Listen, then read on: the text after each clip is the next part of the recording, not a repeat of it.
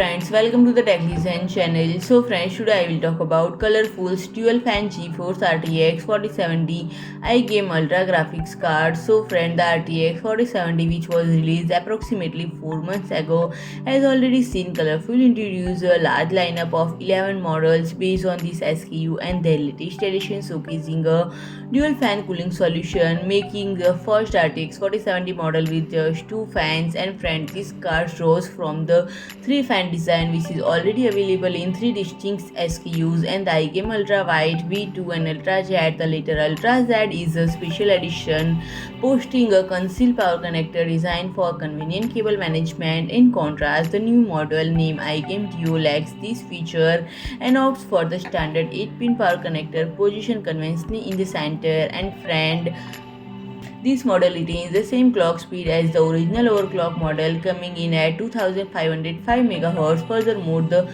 power connector remains an 8-pin design, but unlike the Z SKU, this card features an exposed connector. This pricing is notably lower than the original 3-pin design which is retailed at.